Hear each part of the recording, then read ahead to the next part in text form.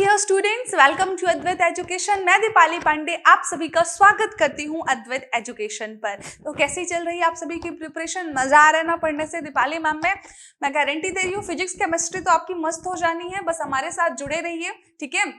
हमारा last discussion किस बारे में था? पीवाईक्यूज डिस्कशन चल रहा था हमारा। इट मींस हम रेलवे के पीवाईक्यू पुराने जो भी क्वेश्चंस पूछे जा चुके हैं एग्जाम में उनका हम डिस्कशन कर रहे हैं, स्पेशली फिजिक्स एंड केमिस्ट्री का। क्लियर? तो रेलवे के पॉइंट ऑफ व्यू से फिजिक्स केमिस्ट्री बहुत ज्यादा इंपॉर्टेंट होने वाली है, इसलिए अभी इन दोनों सब्जेक्ट्स पे मैं फोकस कर रही हूँ। बायो उतना नहीं पूछा जाएगा जितना फिजिक्स और केमिस्ट्री से क्वेश्चन बनने वाला है। क्लियर? तो आइए देखते हैं आज का पहला क्वेश्चन क्या कहता है।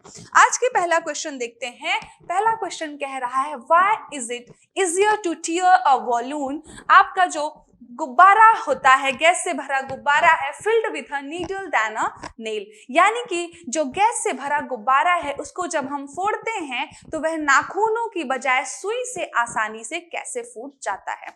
ठीक है, अब देखो क्वेश्चन बड़ा अच्छा है। कह रहा है कि जब आप अपने बलून को, कई बार क्या करते हो ना आप लोग, बर्थडे बलून्स वगैरह फुलाते हैं आप, तो कई बार ट्राई करते ना बच्चों, ऐसे ऐसे करके फोड़ते हैं, उतनी आसानी से नहीं फूटता, लेकिन आप जैसे पेन या सुई से ऐसे पिंच करते हो और वो तुरंत फूट जाता है। कई लोग तो अगरबत्ती से ऐसे कर देते हैं ना, तो वो फूट जाता है। अगरबत्ती तो गर्म होती है, वो बात अलग है, वहां पर साइंस नहीं है। साइंस है कि नीडल और नेल्स में ऐसा फोड़ने पर जल्दी नीडल से क्यों फूट जाता है। अब देखिए आप, चार आपके ऑप्शन है। कह रहा है गैस सुई के साथ अधिक प्रतिक्रियाशील होती है, तो बिल्कुल वाहियात है। सुई गुब्बारे पर नाखून की तुलना में अधिक दाब डालती है, इट में भी।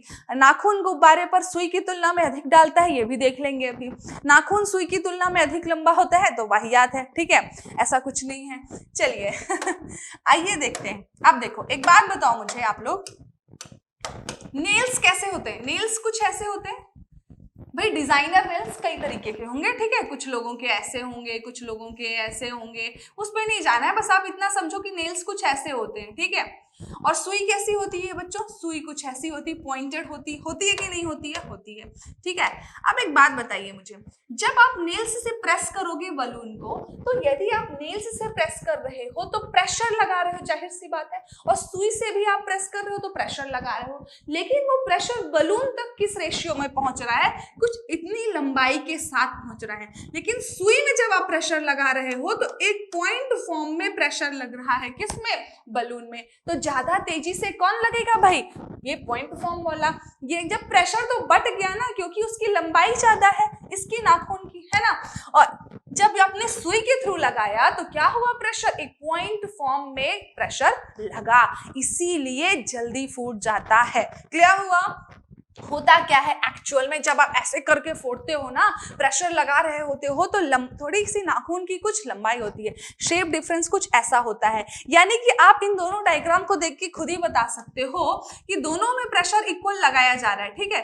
दोनों में प्रेशर इक्वल लगाया जा रहा है। अब ये है पॉइंट फॉर्म में कुछ, ठीक है, ये है कुछ पॉइंट फॉर्म में, और ये है कुछ इस तरीके का। तो दोनों ही चीजें जब प्रेशर लगाएंगी वॉल्यूम में, तो ज्यादा तेजी से ये जाने वाला है ना भाई, क्लियरली दिख रहा है।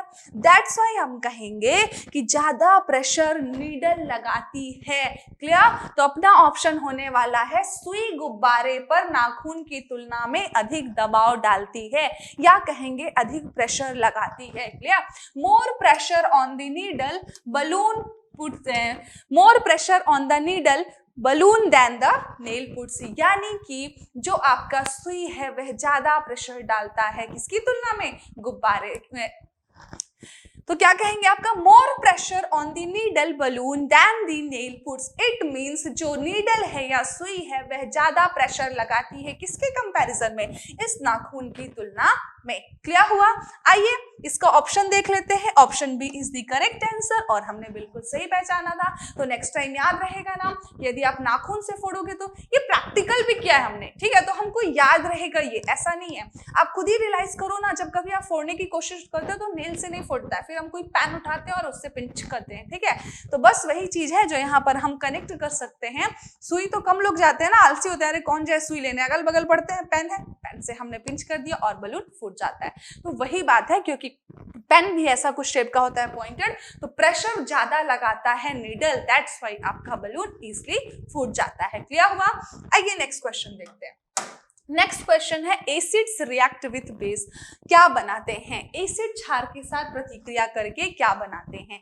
एस्टर बनाते हैं, अल्कोहल बनाते हैं, नमक बनाते हैं या कोई नहीं बनाते हैं? यहाँ पर नमक नहीं है, मैं बता दूं भैया ये लवण है। क्लियर, ये लवण लिखा हुआ है यहाँ पर।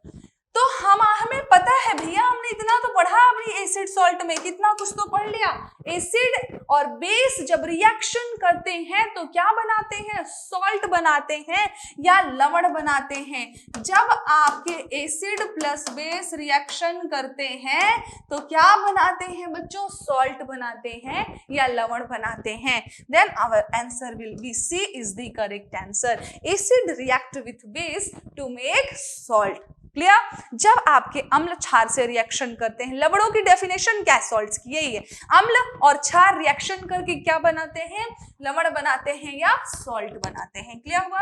आइए नेक्स्ट क्वेश्चन देखते हैं। नेक्स्ट क्वेश्चन है आपके सामने, what does an anemometer measure? Anemometer क्या मापने के काम आता है? 4 ऑप्शन है, पवन की दिशा, पवन का वेग, दाब की प्रवणता या कि पवन की गति और समय। तो क्या मेजर करता है? Wind direction, wind velocity, pressure gradient या विंड स्पीड एंड टाइम। कल का क्वेश्चन याद हो तो क्वेश्चन क्या था? क्वेश्चन था पवन की गति मेजर हम किस उपकरण से करते हैं, तो हमने आंसर दिया था एनीमोमीटर। आज का क्वेश्चन क्या कह रहा है? ऑप्शन में दे दिया है कि हम किसकी गति मेजर करते हैं? एनीमोमीटर के थ्रू। इट मींस क्वेश्चन को थोड़ा सा बस घुमाया है। ध्यान देना कि क्वेश्चन को सिर्फ थोड़ा सा घुमाया है। एनीमोमीटर जो है आपका वह विंड की वेलोसिटी या विंड की डायरेक्शन मेजर करने में नहीं उपयोग होता। किसकी में मेजर होता है? विंड की वेलोसिटी या पवन की गति मेजर करने में उपयोग किया जाता है बच्चों। किसमें? पवन की गति मेजर करने में उपयोग किया जाता है। And option B will be the correct answer. तो कल का क्वेश्चन था कि हम पवन की गति किससे मेजर करते हैं, तो हमने आंसर दिया था एनीमोमीटर के थ्रू हम पवन की गति मेजर करते हैं। आज का क्वेश्चन क्या हो गया? एनीमोमीटर के थ्रू क्या मेजर करते हो? कंफ्यूज नहीं हो जाना कि विंड का डायरेक्शन। मैंने बताया भी था कि आपका एनीमोमीटर कैसा दिखता है, कुछ ऐसा दिखता है, कुछ ऐसा होता है ना? कल बताया भी था। इसके ऊपर कुछ ऐसे लगे होते हैं प्लेट्स आपके, ठीक है। यहाँ पर हम कुछ रीडिंग्स लिखते हैं, तो ये पंखियां जब थोड़ा घूमती हैं और बता देती हैं कि एक्चुअल में आपकी वायु की या पवन की स्पीड कितनी है। क्लियर? तो एनीमोमीटर के थ्रू हम विंड की वेलोसिटी पता करते हैं, ना कि विंड की डायरेक्शन पता करते हैं। इस बात में कंफ्यूज नहीं होना है बच्चों। क्लियर? तो option B will be the correct answer. आइए नेक्स्ट क्वेश्चन देखते हैं। नेक्स्ट क्वेश्चन है आपका, the charge on positron is equal to the. Positron में जो चार्ज होता है वह किसके बराबर होता है? ध्यान दीजिएगा, पॉजिट्रॉन होता क्या है ना? पहले हमको ये पता होना चाहिए पॉजिट्रॉन क्या होता है। पॉजिट्रॉन का और जो नाम है वह है एंटी इलेक्ट्रॉन। क्या है बच्चों? एंटी इलेक्ट्रॉन, या कहें और क्या नाम है?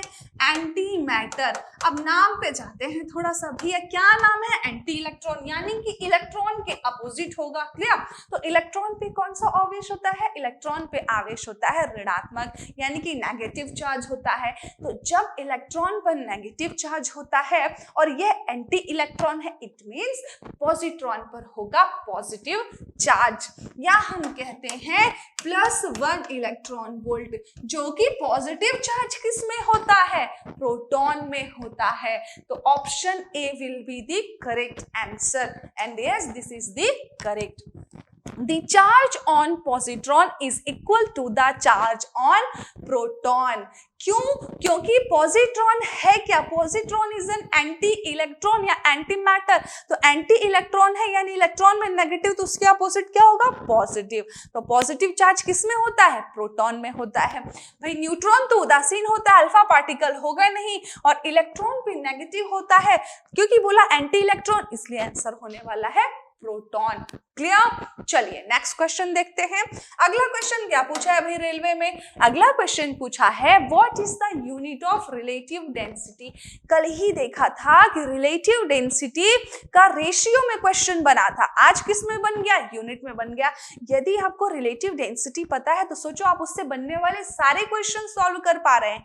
क्वेश्चन में कुछ ज्यादा डिफरेंस नहीं होता है, थोड़ा सा ही बस ट्विस्ट करता रहता है। क्लियर? तो यदि आपने एक क्वेश्चन भी पढ़ा है और उसका डिस्कशन देखा है तो आप उस तरीके के बनने वाले सभी क्वेश्चन सॉल्व कर लोगे। समझे?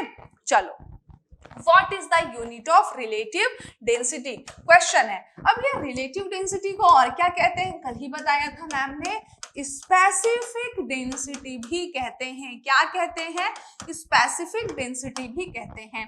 और फॉर्मूला क्या देखा था अपन ने कल? Specific density is equal to होता है density of matter divided by density in water. यानी कि है तो दोनों घनत्व ही, घनत्व किसका? पदार्थ का, डिवाइडेड बाय किससे? घनत्व किसका? पानी का।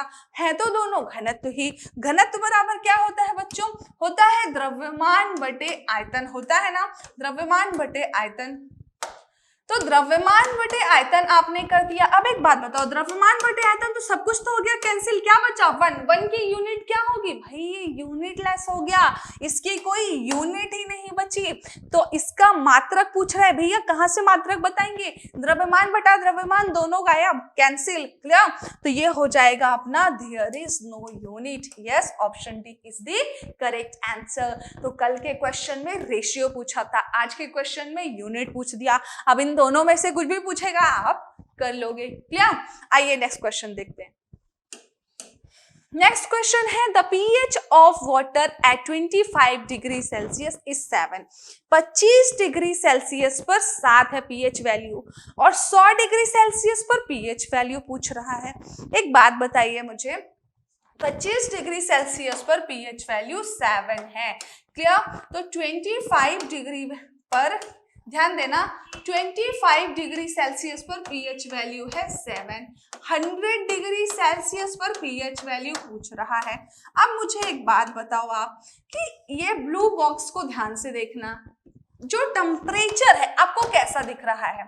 टेम्परेचर आपको बढ़ा हुआ दिख रहा है कि नहीं दिख रहा है बच्चों? टेम्परेचर 25 से हो गया 100, तो pH वैल्यू आपसे पूछा है। और एक बात मैं बता दूं आपको, जो pH वैल्यू है ना वह टेम्परेचर के इनवर्सली प्रोपोर्शनल होती है। यह बात जानना आपको बहुत जरूरी है, क्योंकि यहाँ क्वेश्चन में हम कोई फॉर्मूला नहीं लगाने वाले हैं और हम यूं सॉल्व करने वाले हैं। इट मींस टेम्परेचर बढ़ेगा तो pH वैल्यू घटेगी, pH वैल्यू बढ़ेगा तो टेम्परेचर घटेगा, टेम्परेचर घटेगा तो pH वैल्यू बढ़ेगी, टेम्परेचर बढ़ेगा तो pH वैल्यू घटेगी। सेम इसी तरह एक दोनों के दूसरे क्या होंगे? इनवर्सली प्रोपोर्शनल होने वाले हैं। तो हमें कोई कंफ्यूजन नहीं होना चाहिए, pH वैल्यू जो है टेम्परेचर के इनवर्सली प्रोपोर्शनल है। अब ध्यान देना, 25 था टेम्परेचर, टेम्परेचर बढ़ गया, हो गया 100। टेम्परेचर बढ़ा तो pH वैल्यू क्या होगी? यहां से देखो, pH वैल्यू होने वाली है कम। तो हम क्या आंसर देने वाले हैं? pH value of water will be decreases. यदि हमारा क्वेश्चन होता 100 डिग्री पर pH वैल्यू 7 है तो 25 डिग्री पर कितनी होगी? इट मींस टेम्परेचर घट रहा है तो pH वैल्यू बढ़ जाती, तो आंसर हो जाता वृद्धि होती है। तो ध्यान देने वाली बात है कि यहाँ पर कोई फॉर्मूला लगा के हमें सॉल्व नहीं करना है। क्या करना है कि pH वैल्यू और ये जो है आपका टेम्परेचर एक दूसरे से इनवर्सली प्रोपोर्शनल या व्युत्क्रमानुपाती होते हैं। pH वैल्यू बढ़ी, टेम्परेचर घटा, pH वैल्यू घटी, टेम्परेचर बढ़ा, टेम्परेचर बढ़ा, pH वैल्यू घटी, टेम्परेचर घटा, pH वैल्यू बढ़ी, दोनों एक दूसरे के व्युत्क्रमानुपाती हैं। सॉल्व ही नहीं किए, आंसर आ गया। Option B is the correct answer. Yes, समझ आया? चलो नेक्स्ट क्वेश्चन क्या कह रहा है? नेक्स्ट क्वेश्चन है is a device used to measure the density of milk, है ना? कौन सा डिवाइस है जिसके थ्रू हम क्या मेजर करते हैं? दूध की सघनता हम किसके द्वारा मेजर करते हैं? ऑप्शन क्या क्या है आपके? ग्लैक्टोमीटर, लैक्टोमीटर, कैल्सीमीटर एंड कॉलरीमीटर। एक बात बताइए, मैंने कल ही बताया कि दूध से रिलेटेड, मिल्क से रिलेटेड, कर्ड से रिलेटेड कोई भी बात आती है, इसका मतलब ही है कि वहां पर वैल्यूज क्या होने वाली है, लैक्टो लैक्टिक, इन्हीं के बीच घूमने वाली हैं। दूध की शुद्धता लैक्टोमीटर से मेजर करते हैं। दूध या दही में कौन सा जीवाणु होता है, लैक्टोबैसिलस जीवाणु होता है। आपका मिल्क में कौन सा एसिड होता है, तो लैक्टिक एसिड होता है। मिल्क की पीएच वैल्यू कितनी होती है, तो 6.6 होती है। यानी कि सब कहां पे है, लैक्टो पे, लैक्टिक पे, सब रिलेटेड है। तो मिल्क से रिलेटेड जैसे ही आया तो आपको ऑप्शन देख के लैक्टोमीटर टिक मारना है। क्लियर? तो क्या होगा, हम डेंसिटी ऑफ मिल्क या जो शुद्धता है लैक्टोमीटर के थ्रू मापते हैं। Option B is the correct answer. Lactometer से हम दूध की सघनता मेजर करते हैं। आइए देखिए नेक्स्ट क्वेश्चन। नेक्स्ट क्वेश्चन कह रहा है hydrochloric acid is known as, किस नाम से जाना जाता है। चार ऑप्शन है आपके, कौन कौन से, gallic acid, picric acid, muriatic acid and chloric acid. वही कल परसों का लेक्चर था मेरा जिसमें मैंने एसिड्स का डिस्कशन किया था कि एसिड्स के नाम कौन से हैं कॉमनली, साथ ही यूजेस कौन से हैं। याद हो, उसमें बताया था कि HCl या हाइड्रोक्लोरिक एसिड को हम म्यूरेटिक एसिड भी कहते हैं। क्या कहते हैं बच्चों, म्यूरेटिक एसिड। देखो आज एग्जाम में पूछ भी लिया। तो HCl का और नाम क्या है, म्यूरेटिक एसिड। क्लियर हुआ? आइए नेक्स्ट क्वेश्चन देखते हैं। अगला क्वेश्चन कह रहा है the purest form of water in nature. भाई चार ऑप्शन है आपके सामने, ठीक है। क्या वर्षा का जल सबसे शुद्ध होता है, क्या झील का पानी सबसे शुद्ध होता है, क्या नदी का पानी सबसे शुद्ध होता है, या समुद्र का पानी। समुद्र तो कहीं से कहीं तक नहीं है, सबको पता है। नदी का भी नहीं है, झील का भी नहीं है। तो वैसे भी हमको पता है जो पानी मूव कर रहा होता है वो थोड़ा शुद्ध होता है, लेकिन रेन वाटर यदि ऑप्शन में है तो हम कहेंगे रेन वाटर ही सबसे शुद्ध होता है। अब ऐसा नहीं कि अब आप ढूंढने लग जाओ एकदम शुद्ध कौन सा, मैम पीएच वैल्यू 7 होनी चाहिए। अरे नहीं, ये ऑप्शन है चार, इनमें से आपको एक आंसर देना है, तो आप दोगे rain water is the purest water. Clear? ये जो ऑप्शन है उनके अकॉर्डिंग रेन वाटर आपका सबसे शुद्ध पानी है। क्लियर? तो option A is the correct answer. चलिए नेक्स्ट क्वेश्चन देखते हैं। नेक्स्ट क्वेश्चन है आपके सामने, क्या कह रहा है, N acid is a substance which, अम्ल कौन सा पदार्थ है जो क्या करता है, प्रोटॉन दान करता है, इलेक्ट्रॉन प्राप्त करता है, या जल में H+ आयन देता है, या सभी करता है। ध्यान देना, ठीक है। अम्ल के बारे में जब मैम ने बताया था तो क्या क्या बताया था, पानी में घुलने पर ये H+ आयन रिलीज करते हैं, तो ये तो बिल्कुल सही है। अब यदि ये H+ आयन रिलीज कर रहे हैं तो रिलीज करने का मतलब क्या हुआ, छोड़ रहे हैं तो मतलब कि H+ है, यानी कि ये प्रोटॉन को दान कर रहे हैं, क्योंकि प्रोटॉन तो धनावेशित होता है, पॉजिटिव चार्ज होता है। अब जब पॉजिटिव चार्ज निकला इट मींस वह रेडी हो गया होगा, उसके पास नहीं बचा होगा। क्लियर? तो इट एक्सेप्ट एन इलेक्ट्रॉन, ये भी सही है। तो हमने देखा कि एसिड से रिलेटेड या अम्ल से रिलेटेड तीनों बातें यहाँ पर बिल्कुल सही कही गई हैं। तो अब ना आंसर होने वाला है option D, all of the above. तो एक एसिड या जो अम्ल है, हमने एक ऑप्शन पकड़ा कि मैम ने बताया था give H+ ion in water, बिल्कुल H+ आयन रिलीज करता है।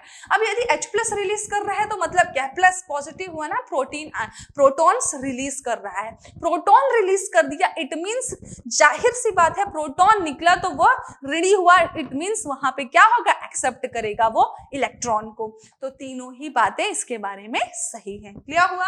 चलिए तो नेक्स्ट क्वेश्चन देखते हैं।